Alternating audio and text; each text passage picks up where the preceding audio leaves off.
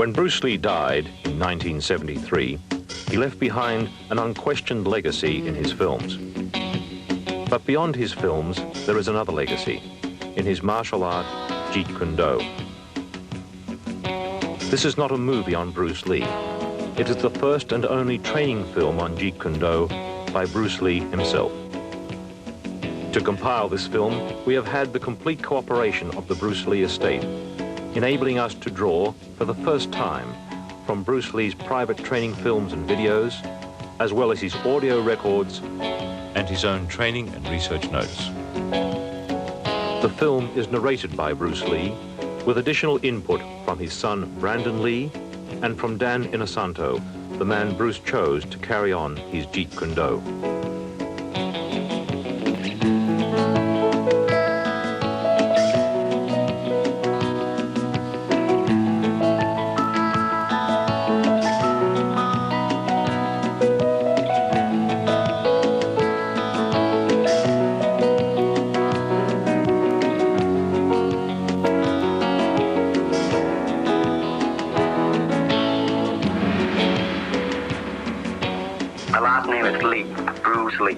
I was born in San Francisco in 1940. My martial art is in Cantonese Jeet Kune Do, the way of the intercepting fist. In case you have missed the recent news, Jeet Kune Do, of which I am the founder, has been elected and accepted into the Black Belt Hall of Fame in America. This marks the first time a recently developed form of martial art is nationally accepted. No, Jeet Kune Do is not thousands or even hundreds of years old. It started in around 1965 by a dedicated and intensified man called Bruce Lee.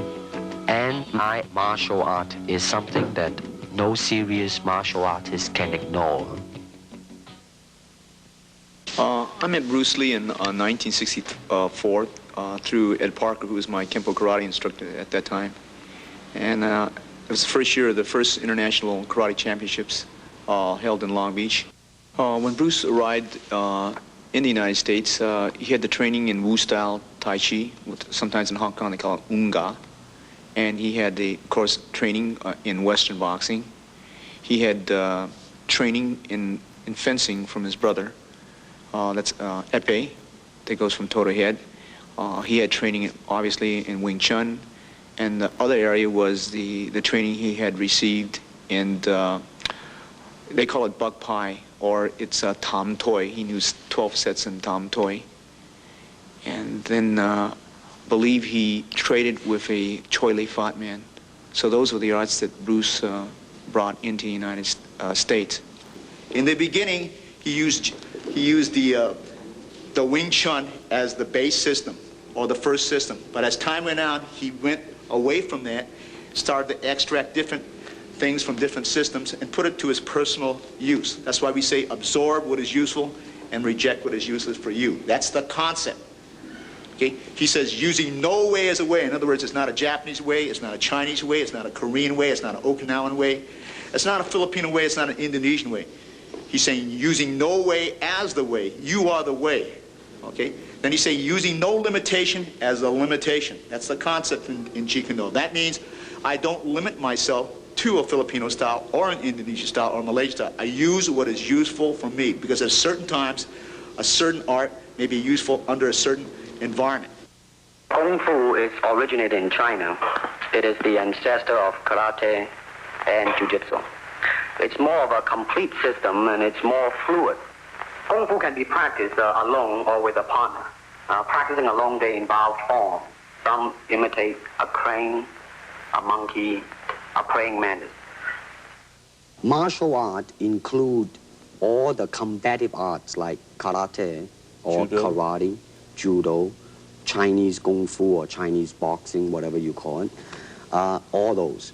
You see, like Aikido, Korean, I can go on and on and on. But it's a combative form of fighting. I mean, it's not, some of them became sport, but some of them are still not. I mean, they use, for instance, kicking to the groin, jabbing fingers at the eyes, and things like that. He mixed his trapping into grappling. He had 32 different sequences, as you could see in The Game of Death and the Way of the Dragon. Those two films, he was getting into grappling, the face locks, the head locks.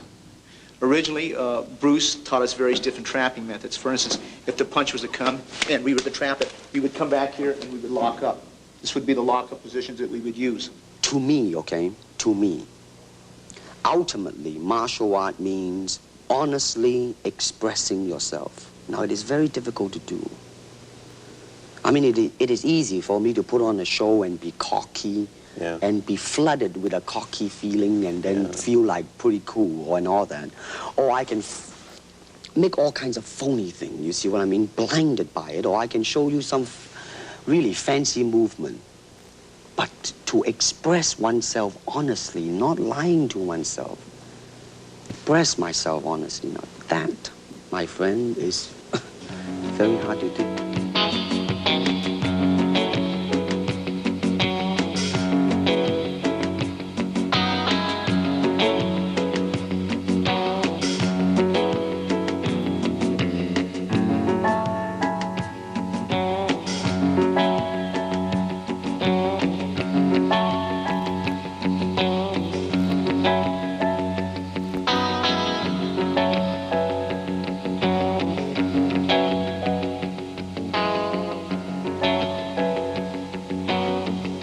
Ever since the Big Boss, there seems to be a wave, a hot wave, in fact, of finding another Bruce Lee among all types of people, particularly martial artists, ranging from karate man, hapkido man, judo man, etc., etc.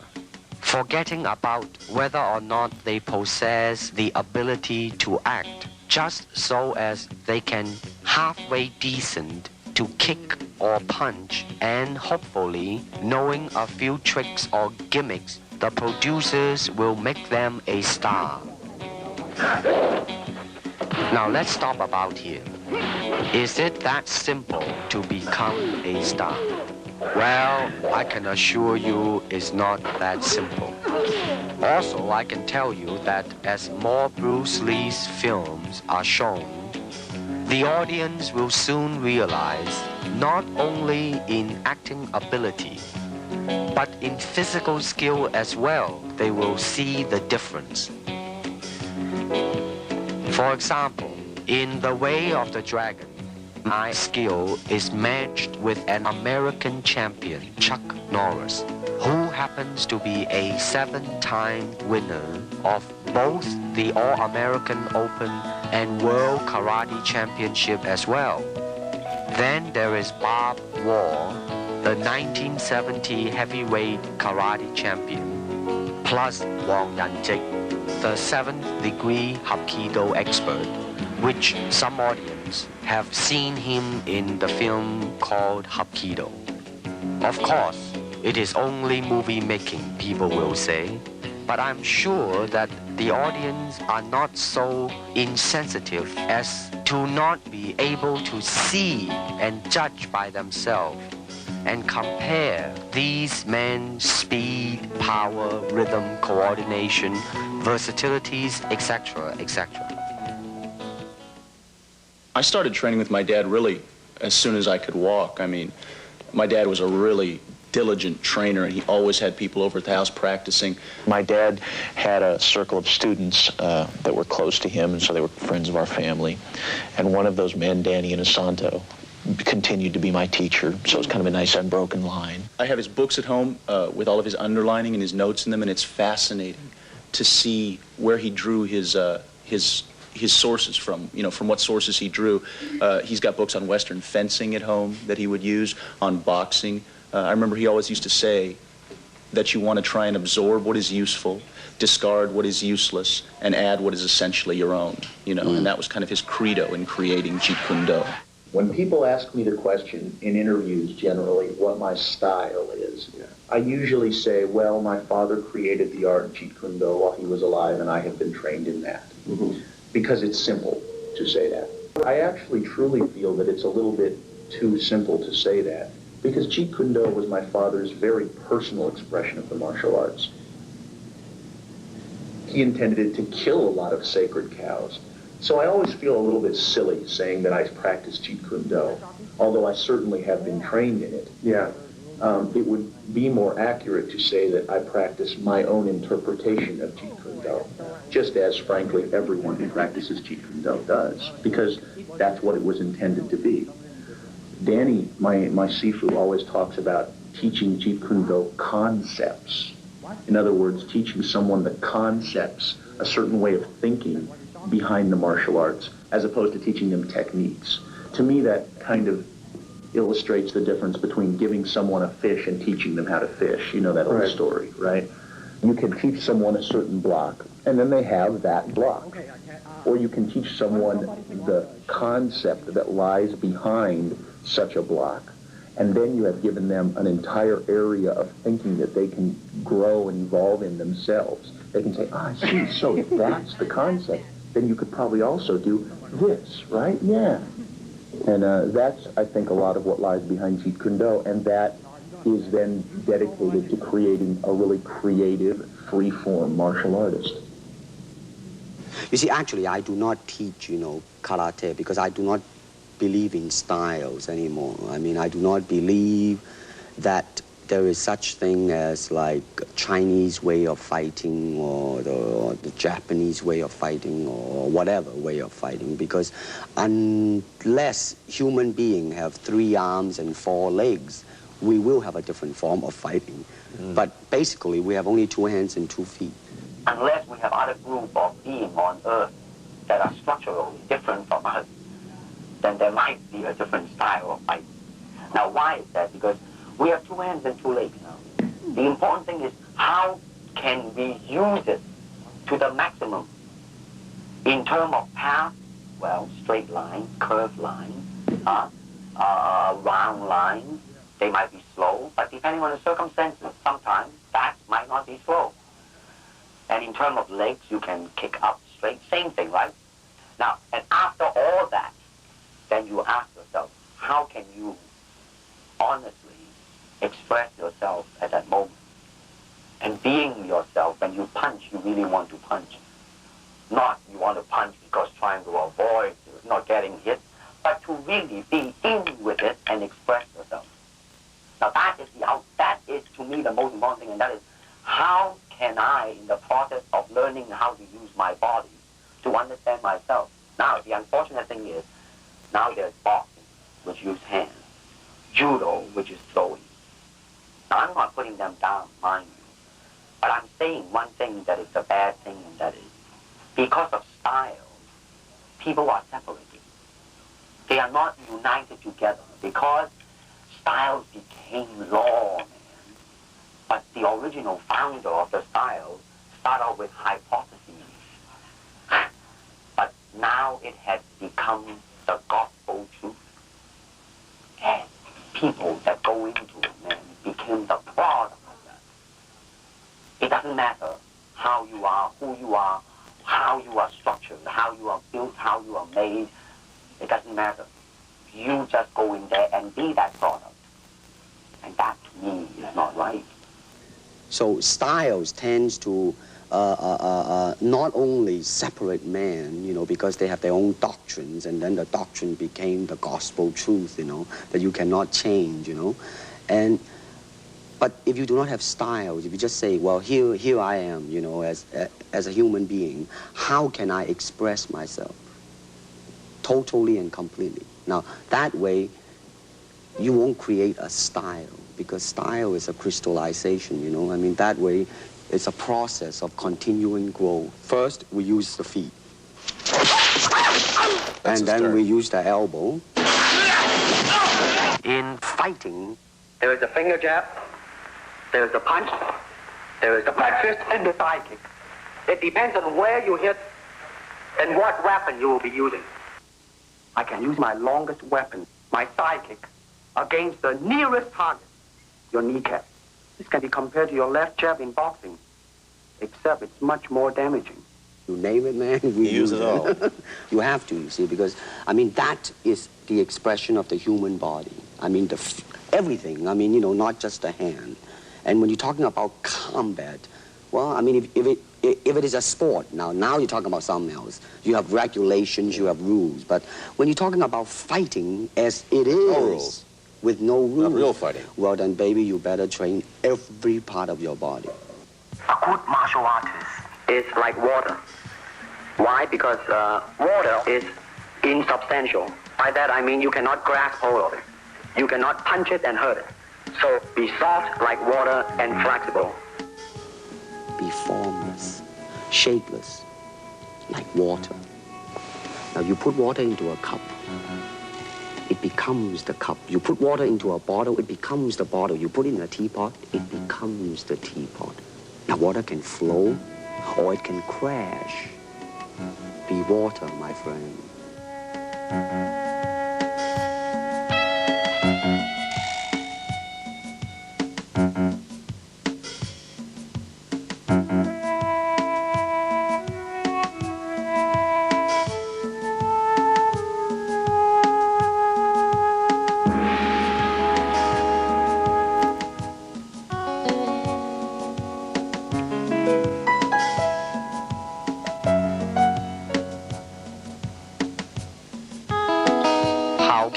Maintain lightning speed without sacrificing tremendous punching power. I believe I found the cause of my ignorance. You'll see a Jeet Kune Do punch is very scientific and practical, especially in street situations. Okay, I'm going to start off with the basics. Normally we would taught in the right lead, but I like to go with the left and right lead, so I'm going to demonstrate in the right lead, okay? Now when the punch comes, you parry it across like this, and as you do so, you strike, okay? Slow motion, 1, see? 2. You can do it together, or you can do it separate. You could catch and then go, or parry and then go, or do it together. When you do it together, you're going to hit it. I'm going to give you the side view over here. Slow motion, 1. That's slipping on the outside, slipping on the outside. We do a lot of drills. As I said, we incorporate from many different systems. Okay, so the first basic is to slip and hit. Again, a slow motion, slip and hit, okay? Slip and hit, slip and hit. Now, as they punch, I'm going to slip inside and hit. Slow motion, slip, inside and hit, slip, inside and hit. Now you can do it together, or you can parry slightly ahead of your cross that comes this way, or you slip and hit on the opposite side like that. Okay? Okay, that's your basics. Okay. Let me illustrate this slowly. As the focus glove comes out from your trainer, I want you to slip, cross, hook, cross. Slow again. Parry, cross, hook, cross. These are the basic drills that we were taught to follow up. But they can be found in Western boxing. They can be found in Filipino boxing. This one here, when you slip, you cross, you hook, you cross. However, you can slip first, and then hook, then cross, then hook. Again, slip, hook, cross, hook. We can also, when they jab, parry this hand, cross it here. When they move back, you cross, you hook, you cross. Again, slip, cross, cross, hook, cross. Again, slip, cross, hook, cross. Last time. Slip, okay, cross, hook, cross. Okay, that's your basics. That was just an arm movement. Watch now. You see, there was only arm and shoulder. Shoulder was kind of tense too.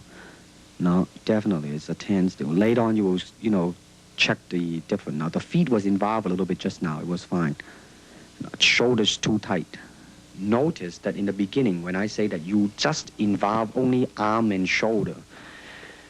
Now, your hand, the last time when I saw you was very, very good and fast. Now let's see if this can do. Now that, let me see another one. You gotta involve your feet a little bit more. You see, hand and feet. Got a hand and feet. Go pretty good. Now watch, I think that when I attack you in a reactionary type of a thing that tightening on the shoulder, now watch now, you, now, watch when I try to attack you, I think when you react to it, you know, then you just do not tense yourself too much, you know, you just then react and just boom, go into it.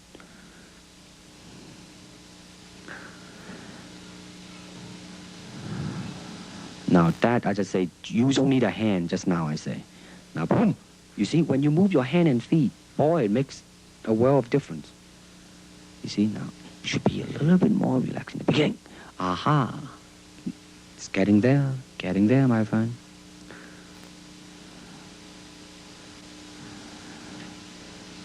Now, watch now.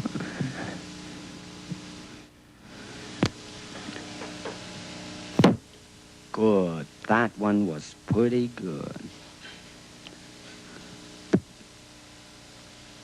Pretty good. No, that was a little bit too tight. Now watch this one. Good. Now that could be used in film. Here we go. Okay, let's say that this person is standing here. At this point, for purposes of illustration, I might use what they call the sachet, okay, that they use in Savate, which is like that, see? When I come in, I can go into Wing Chun. At that point, I might flow into Western boxing, okay? At another point, I might go into a lock similar that you might use in Jiu-Jitsu, and for the purpose of camera, I'll take the person down like this and lock the person here, and maybe go into any system that employs this type of lock, whether it be Jiu-Jitsu or Aikido or Kali or Penjak Silat. Now you notice that we went from system to system without a flow, okay? I might stay out here, use any particular kick, break into Wing Chun range, and right from here, use a Muay Thai elbow, all right? And for the purpose of camera, I'm going to go slow and come into various lock position over here, okay? This is what we call the Jeet Kune Do blend. It is not a system where we go from discipline to discipline without a thought process. And this is very important in the concept of JKD. A karate punch is like an iron bar, whack. A Jeet Kune Do punch is like an iron chain with an iron ball attached to the end, and it go whang, and it hurt inside. Hayward Nishioka, the Japanese-American national judo champion, who is also a black belt holder in the Shotokan style of karate, ran a scientific test in a California university to find out the difference between a karate punch and a Jeet Kune Do punch. And the finding is that indeed the Jeet Kune Do punch is more powerful and destructive than the classical karate punch. And when you do punch, now I'm leaning forward a little bit, hoping not to hurt any camera angle. I mean, you gotta put the whole hip into it and snap it and get all your energy in there and make this into a weapon.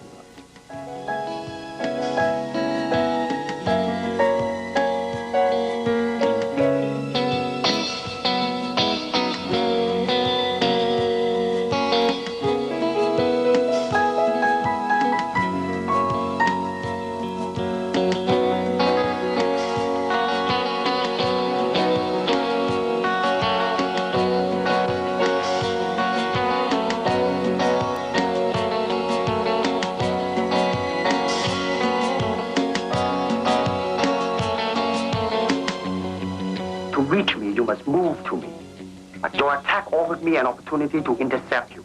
Don't charge in blindly. In combat, distance is a continually shifting relationship, depending on the speed, agility, and control of both fighters. It is a constant, rapid shifting of ground, seeking the slightest closing, which will greatly increase the chances of hitting the opponent. Okay, so I'm going to start off first with the footwork system, because this is the mobility system or the transportation system, or the system of delivery, okay? Traditionally, when he started off in 1964, when he taught me, we raised the left heel up. This thing is pointed in, and this is what he referred to as the Bai Zhang stance. like this, okay? So I'm going to start off first with the basic footwork. This is a step and slide shuffle, step and slide back. Okay, so this is the first two. Advance, retreat, move to the right, and move to the left. In the beginning of those earlier years in 1964, they always went with the right lead. But as time went on, we decided to go both left and right lead. So we again practiced our footwork with the advance, retreat, move to the left, move to the right. Then we advance and retreat in one motion, and we retreat and advance. Double advance, double retreat, double left, and double right. This should be also done on the right lead as I'm doing here very slowly, okay, and switching over as so, okay. The basic footwork in which we use, okay. This method here, he taught us also, is slide step and slide step advance. So you slide the step, and you take a step out. Slide, and then step, slide and step, slide and step. And left lead, it will look something like this. Slide and step back, slide and step back. Then you have something that looks like your step and slide shuffle, but it's not. That's what they call a push shuffle. You push off, and you push back. Rather than take a step here and slide, you push, and you push back. This is what we refer to as the push shuffle on the right lead. Then you'd learn it on the left lead. Push shuffle, push shuffle, push shuffle, push shuffle. Okay, after that, he taught us the circle. The circling, we learned the quarter turn, which means I'm going to turn as if your opponent is here, we move. As if your opponent turns that way, you move, okay? Turns this way, we move. Turns this way, we move. Now your opponent's circling this way, so we move. So we learn to circle around like this. He circles this way, we move. Circles this way, we move. We do this again in the right lead also. Okay, so the man is circling this way, we move. Circles this way, we move. Circles this way, we move. Circles this way, we move. Circles this way, he moves. Then we reverse it. This way, your opponent's moving, so you just move laterally, move around, moving around, okay? All right, this is your transport system that we use, or what they call delivery system. This is on combination kicking. Now you will notice a difference. In the beginning, you tend to over-chasing yourself. In other words, you're covering too much distance. Therefore, when you kick, then your center of gravity is moving forward too much, and the form in kicking is greatly affected. Now, the reason you're going back because your body was leaning too much back. Now that's what is called a commitment kick. I mean, when you try to go through something, when you're trying to really kick to hurt, then you would lean back, but you won't do it in a combination kicking. Boom. No, you see, you are rushing yourself there. I mean, you should really, in the beginning, just take your time and just go boom, and boom, and now. You see, you're still, it's not so much on the physical, mentally you are chasing yourself out, Now, watch this now. In slow motion, bum and bum. But you see, the body line is always there instead of overreaching, you know what I mean? You kind of rest back, but as you progress on, though. Here we go. 1 and 2, just easily, you know what I mean? Here we go. And 1, that's good. 2, and then once you get that, then you go into the kicking form, make sure that it is right, and 2, and 3. Now you are more in control now. You are more thinking of 1, 2, 3. And don't just, think of 3 already. That's even better now. Now there is snap at the end in this one too.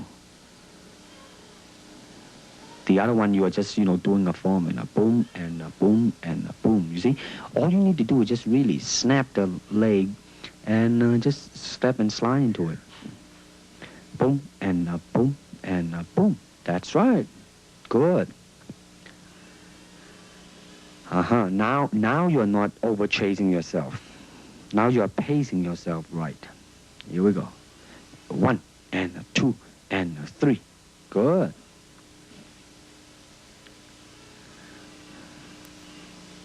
Here we go.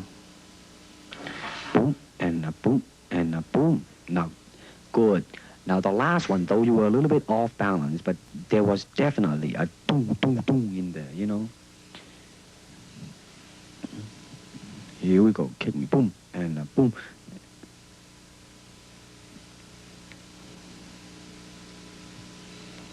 Here we go. Boom. Boom. You gotta bring the leg back quick. You see, you let it dangle out there too long. Gotta bring it back. You gotta bring it back. You gotta bring it back. And go boom. And boom. You see now, you see how you just boom, and then you lay it out there, but without bringing it back as soon as you can. Now watch this again now. Boom. Boom. Boom.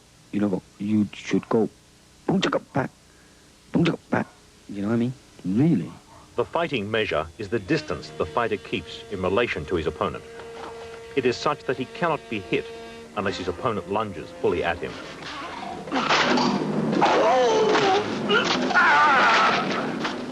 Martial art has a very, very deep meaning as far as my life is concerned, because as an actor, as a martial artist, as a human being, all these I have learned from martial art.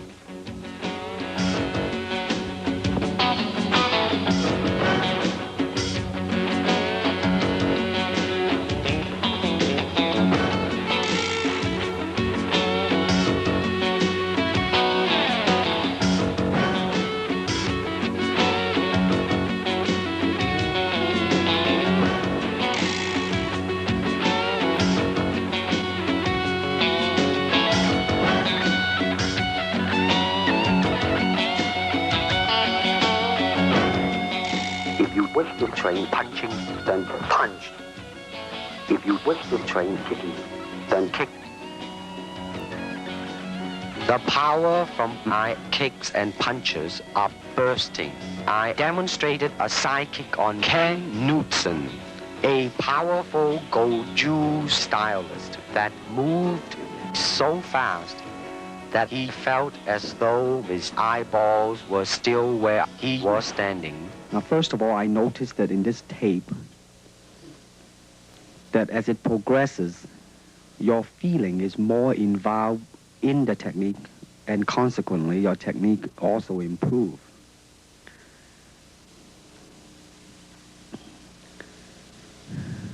Now, the foot at the ending position in impact is kind of dangling a little bit. Watch it now. Right? I mean, it's not a definite... substantial straight line directed at it and, you know, hit it square and then come back.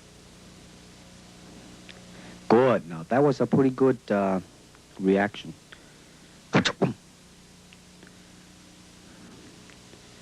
Good. You're pretty loose here. I see your hands dangling loose. And... Here we go.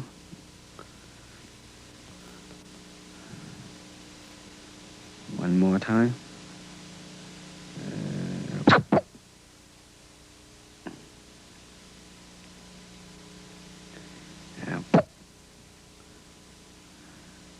Pretty good. Now that was really quick too, you know. Did you notice that? See, the thing to watch out really is the initial, a little bit yawning there. The thing to watch out is you have to, the initial part has to be fast, but also that when you finish the technique, you gotta bring it back fast too. So in other words, you gotta be fast from beginning to end.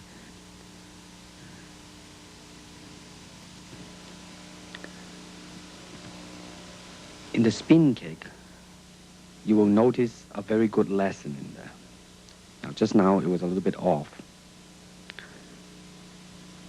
The good lesson that I mentioned, now, you are very much in control of the movement. By too much control, therefore, you are kind of concerned about the execution. Therefore, you kind of, you know, like, really tight. Boom. Now, that was a pretty smooth movement. But now, watch this now. Now, right now, I'm telling you to, really just forget about it, just do it. Now, boom, you see, right on the target. When you just ease the burden of your mind, you just do it. Now, watch the next two kick now. Just go, boom, right on the head, man. And good speed, too. And boom, boy, right on the head. See, now that's James Coburn in there, kicking. You see what I mean now? You really just, and go into it. You can feel the difference when I put my body behind the kick. I mean, you got to put the whole hip into it and get all your energy in there and make your kick into a weapon. Now, let's see what... Now, in this one, I want to see the initial speed and suddenness of your attack. This is just a simple attack, I think a side kick. And I just wanted you to see how, go in there. Now, you're bouncing now for the sake of bouncing. Now, boom. Now, that one's not there. Now, that one now. You have good intention, you made up your mind, you just go. Not bad, not bad. Now, notice your kick when you finish. You just let it drop down, You do not bring it back quick enough. Now, your initial was quick. If you bring it back quick, the whole kick would just look like a boom. Now, again, you see, you did not bring it back again. You move, and like, boom. Good, very good suddenness. Again, you notice your leg, you did not bring it back. Now, boom. Good. Now, I really like the suddenness, of your... Maybe just a little step there, but it's... Listen, man, it passed. Boom. Now, you see, you're moving your leg, but your shoulder is a little bit... Now, that was pretty good. That was pretty good. Your shoulder may be a little bit tense. The upper body and the lower body has to be united. Now, you see now, I don't think we mentioned this because your leg was... You see, you let it stay and then back. Boom. Now, see, I really, definitely, your initial move has, really improved. Really improved. Relax that and move and... 1, 2, 3. Now that was good. That was good.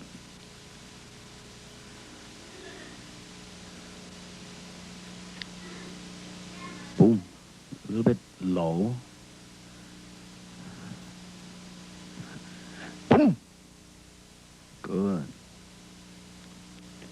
Now, this is the flexibility now. Now, I want you to watch your left leg, with a stationary leg. Now, watch the stationary leg one out. The first one, you didn't make it. Now, the second one, you didn't. Now, watch this now. Watch it. Boom. You see how it really straightened out and you let all the weight rest on the heel and it just reach easily. Now, this is the side kick going over. Now, listen to this now. I like your very good natural feeling on the first one, though the kick was not too good. I mean, you see how it just really, very smoothly it go up there. Now, the second one, you want to control your foot position a little bit. Maybe you are too much control in there. Watch now. You know what I mean? Make it not as natural as the first one. Boom. Mm-hmm.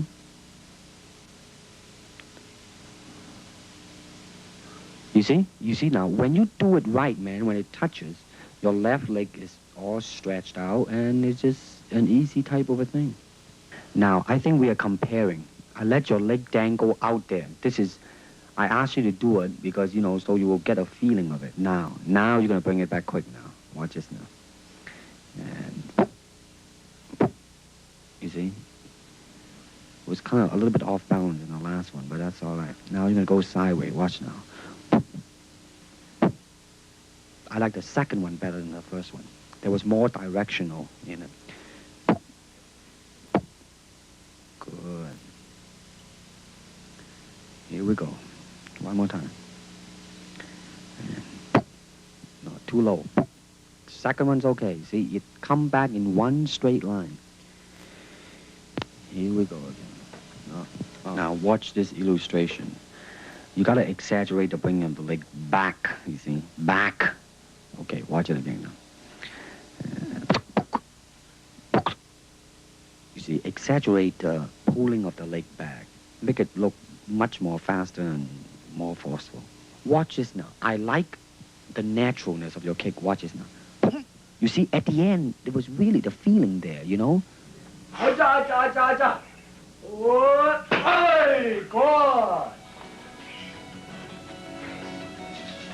Get the back jumping up and down. Hey, good. Once more.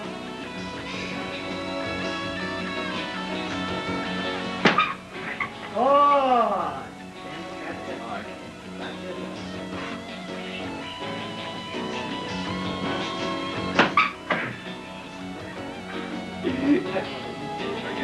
One more. One more. Let's move everything really nice.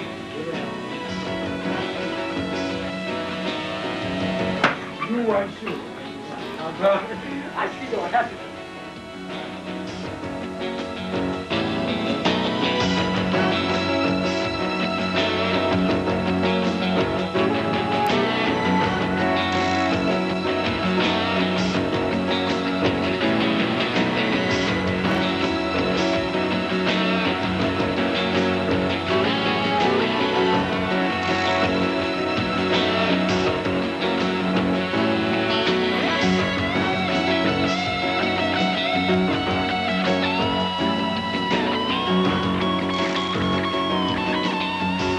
Physically, how can I be so well coordinated?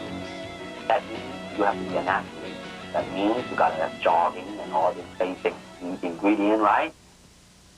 Well, my dad made a point at the time that he was training that there were a lot of martial artists who weren't paying enough attention to their instrument, you know, and certainly the instrument of the body is what you're going to be using in your practice of the martial arts. So I think it's very important to keep up the tempo, so to speak. I'm interested in that point you reach where you actually fail from exhaustion at something, whether it's a weight training exercise or a cardiovascular exercise. I'm interested in seeing just how much that point is a physical point and how much it's a mental point. And so that's what I do. I jump a lot of rope, I run, I ride a life cycle. I much more prefer to go out and actually ride a bicycle or run and, you know, see some scenery. And then I work out down at the academy, which is on some levels a very cardiovascular workout. Some of the classes I take, like the Muay Thai kickboxing classes, a hell of a cardiovascular workout. Yeah. And then some of the classes are more technique-oriented, so you're not huffing and puffing so much as you are just learning individual techniques. And then I work out at the weightlifting gym, where I do 2 body parts a day, pretty much. And then I break that up occasionally, so I do like back and biceps on one day, chest and triceps on another day, or something else, and delts and legs on the third, or something like that. And it was just a, you know, switch it. I found that that was generally the best thing to do, whether it was with a high weight or a low weight. And what I understood the process to be was that working with heavy weights would build mass, whereas working with low weights was intended to build like density and really carve out the muscle a lot more. And since I personally have never been interested in getting large as much as just getting cut, I tended to work with a lower weight. But then to me, getting cut is also mostly a question of vascularity. It has to do with how much body fat you're carrying. So I've always done a lot of cardiovascular work because that's also real world power too. I mean, I suppose it's good if you want to pick up heavy objects to have large muscles, but cardiovascular stamina is something that seems to come in handy a lot more often than a large muscle would. You go down to the academy and you try and do a 3-minute round on the Thai pad. I don't care how big your muscles are. If you don't have a real good cardiovascular system, you're going to be dead in about 45 seconds, and I'm still going to be going. Now, you want to kick it when it's coming to you? I'll try it. You let your foot jam.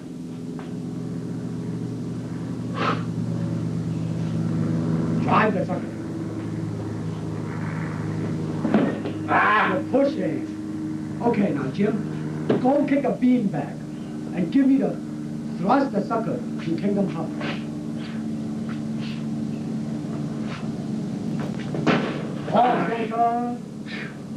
Now, Jim, face the sucker. Now I'm gonna, you are cut into half now.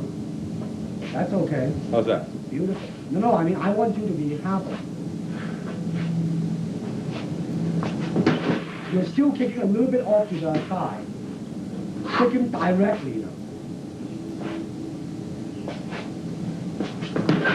Good. Now don't kick it again, but don't turn your body so much when you finish. Try to still face him when you finish. Good. Now kick the sucker when he comes back. Not yet, not yet. That's During this time period, we used to train because we didn't have any tie pads, so Sifu Bruce advocated the use of using the football forearm guard, and which we don't use this anymore, but this was very prevalent during that time period. This here is the original punching shield, that his own personal punching shield, in fact. This was used as in the Way of the Dragon. If you notice this, he had one part. I had one arm, he had the other arm, and this was used in that picture, Way of the Dragon. This was used in Enter the Dragon.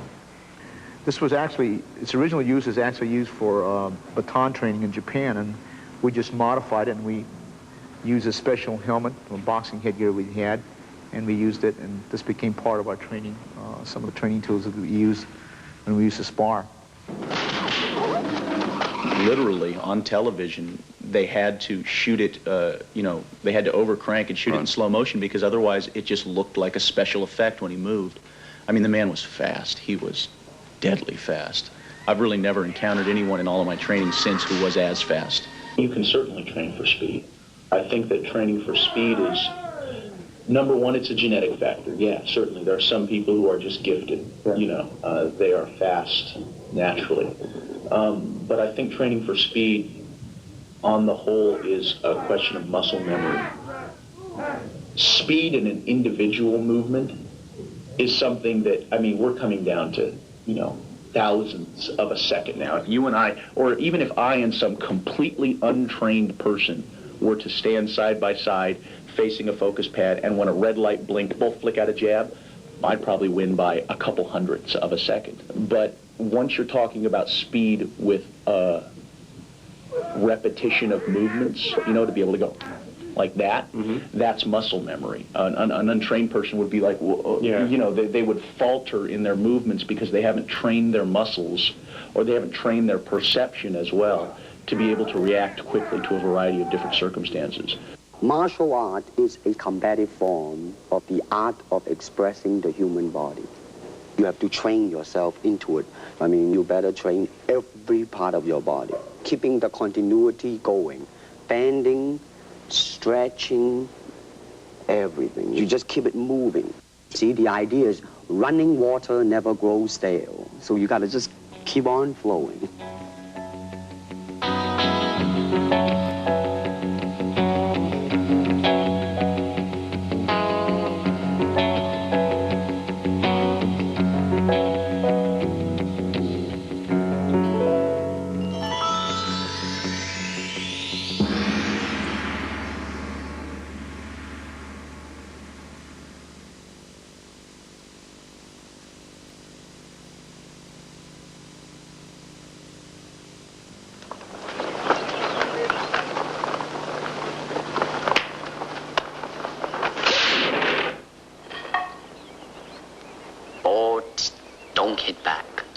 To me, at least the way that when I teach it, all type of knowledge ultimately means self-knowledge. So therefore, they are coming in to, and ask me to teach them not so much of how to defend themselves or how to do somebody in. Rather, they want to learn to express themselves through some movement, be it anger, be it determination, or whatsoever. So in other words, what I'm saying, therefore, is that he is paying me to show him in combative form the art of expressing the human body. Jeet Kune Do is not a style.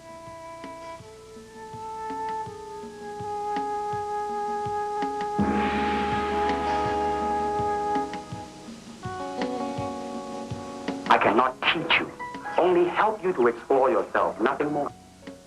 Here it is, the natural instinct, and here is control. You are to combine the two in harmony. Not, if you have one to the extreme, you will be very unscientific. If you have another to the extreme, you become all of a sudden a mechanical man. Now, James Coburn is a peace-loving man. I mean, he's really, really nice. I mean, super mellow and all that. I mean, you know, I mean, now he appreciates the philosophical part of it. Therefore, his understanding of it is deeper than Steve.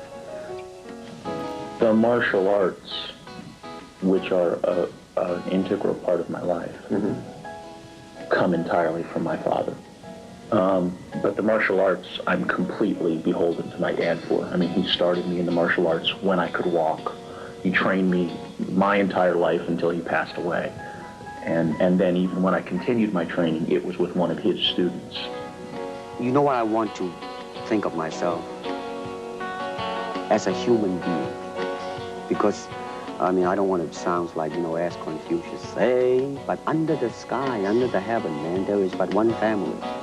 It just so happened, man, that people are different. Don't think. Feel. It is like a finger pointing away to the moon. Don't concentrate on the finger or you will miss all that heavenly glory. When you move down the road towards the mastery of the martial arts, and you are constantly moving down that road, you end up coming up against these barriers inside yourself that will attempt to stop you from continuing to pursue the mastery of the martial arts. And these barriers are such things as when you come up against your own limitations, when you come up against the limitations of your will, your ability, your natural ability, your courage, how you deal with success and failure as well, for that matter. And as you overcome each one of these barriers, you end up learning something about yourself. And sometimes the things you learn about yourself can, to the individual, seem to convey a certain spiritual sense along with them. I don't believe in systems, nor in methods. And without system, without methods, what's to teach? I found the cause of my ignorance.